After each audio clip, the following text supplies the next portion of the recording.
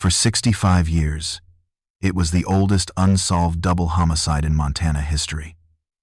It outlived 35 suspects. It outlived the killer himself. January 2nd, 1956. Great Falls, Montana. The cold here rolls off the plains with nothing to stop it, no trees, no hills, and turns the Missouri River into a sheet of iron. That night, 2 teenagers drove out to the Sun River. They were in love, or the 1956 version of it. Dancing records and a camera, and the certainty that the future stretched out flat and endless ahead of them.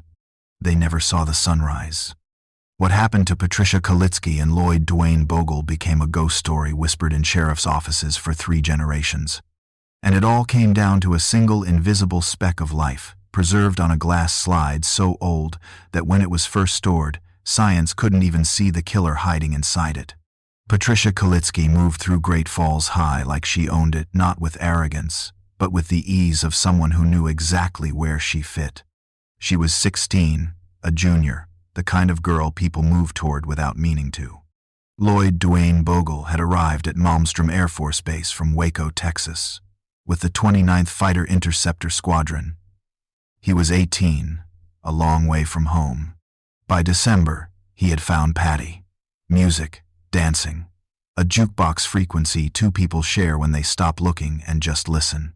Within weeks, the airman and the high school girl were inseparable. Bogle carried a camera, the kind you only buy if you care about remembering.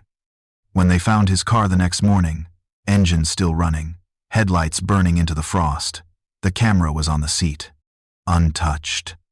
The film inside would never be developed. Their families woke on January 3rd to empty houses and settled on the hopeful explanation first. An elopement, maybe. Young love doing something reckless and romantic. It wasn't that. The Cascade County Sheriff's Office worked the case hard.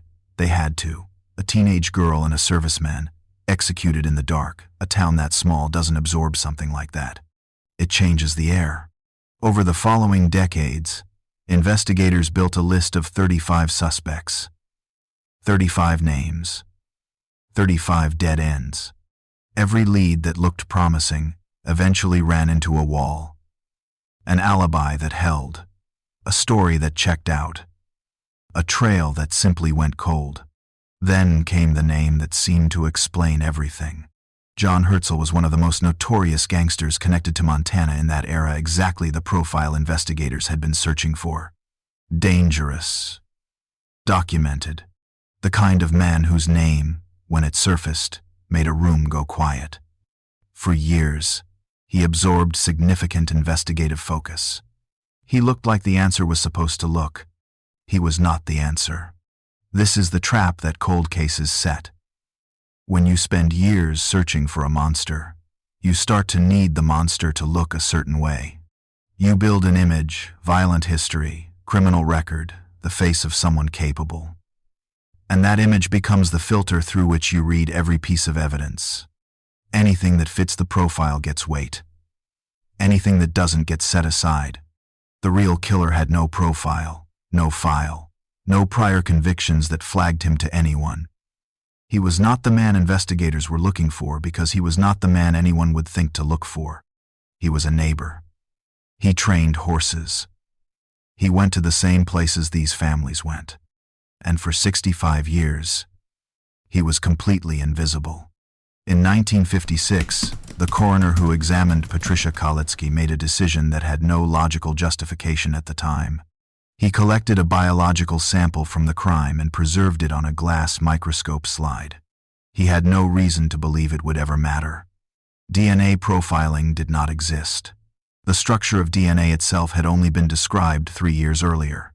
The science that would eventually read that slide, forensic genetic genealogy, was still decades away from being imagined, let alone practiced. He saved it on instinct. Professional discipline, the quiet faith that evidence is always worth keeping. The slide went into storage. The case stayed open. The years moved. In 1988, an investigator named Phil Madison was going back through the original case materials when he found it. A single glass slide, over 3 decades old, sitting in an evidence box like it had been waiting. Madison recognized what it might represent. He had it sent for the most advanced biological testing available at the time. The technology of 1988 was not enough. The sample was too old, too degraded. The test came back inconclusive. The slide went back into storage. But Madison kept it. He did not discard it simply because the science of his moment could not read it. He understood something that would prove critical. The evidence was not the problem. That decision to preserve what you cannot yet use is the quiet hero of this entire story.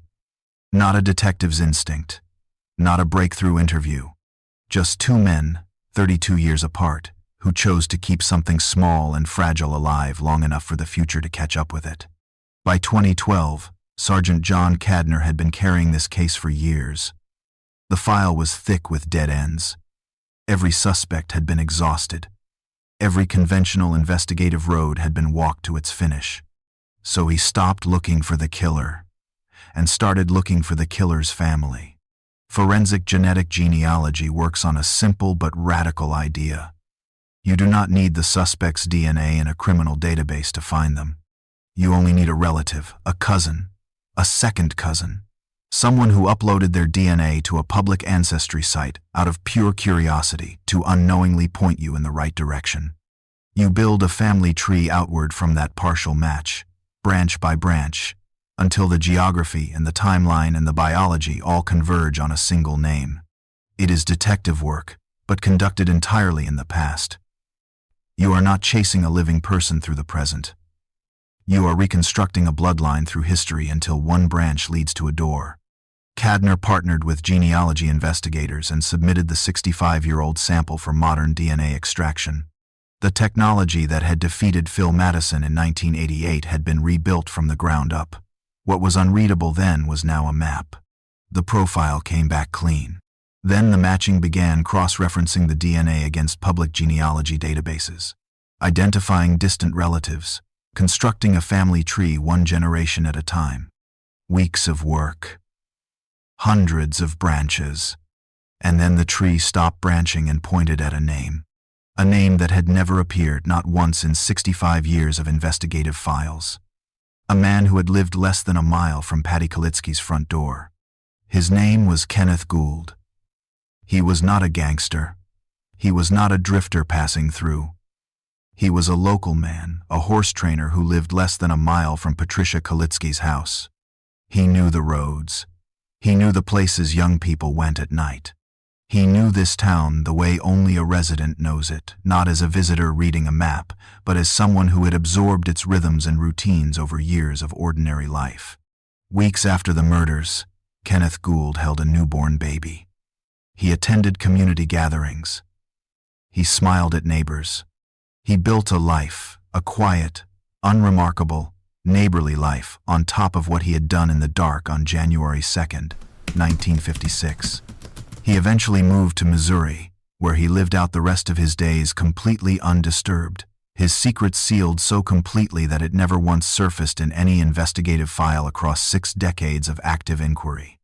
He died in 2007, cremated, gone. Or so it seemed. This is the part of the story that is hardest to sit with. Not the crime itself, violent as it was, but the aftermath. The decades of ordinary Tuesday mornings Kenneth Gould woke up to. The coffee, the horses, the conversations with people who had no idea, the funerals he may have attended for people who spent their lives trying to find him.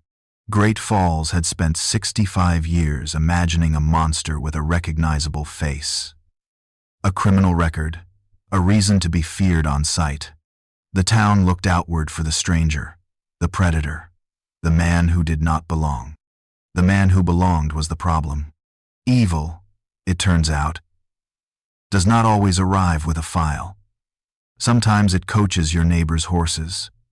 Sometimes it waves at you from across the street. Sometimes it looks so ordinary that the eye moves past it without stopping. Kenneth Gould looked like everyone else. That was his only alibi. And for 65 years, it was enough. Kenneth Gould had one problem. He was a biological creature.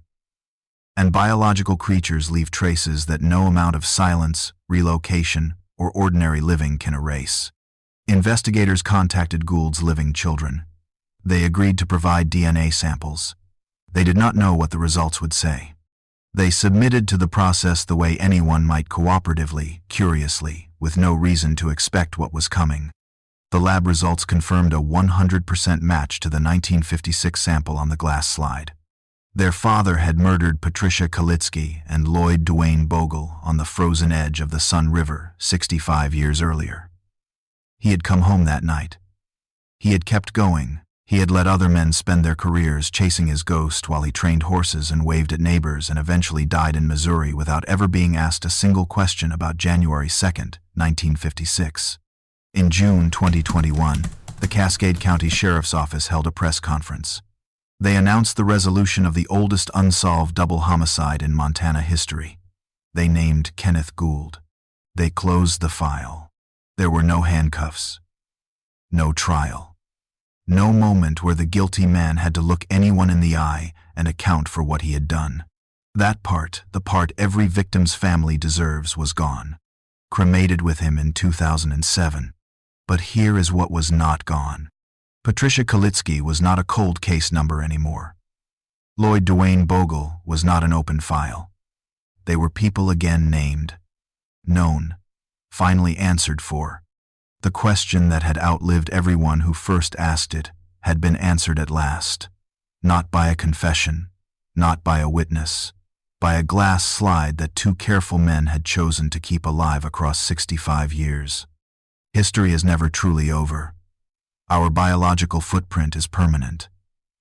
And the truth, however long it takes, however many graves it has to reach across, has a way of insisting on itself. It always finds a way out of the dark. Patricia Kalitsky and Lloyd Dwayne Bogle waited 65 years for someone to say their names and mean it. Now you know them. If this story moved you, share it, because the best thing we can do for the forgotten is make sure they are never forgotten again. Subscribe. We have more cases that history almost buried.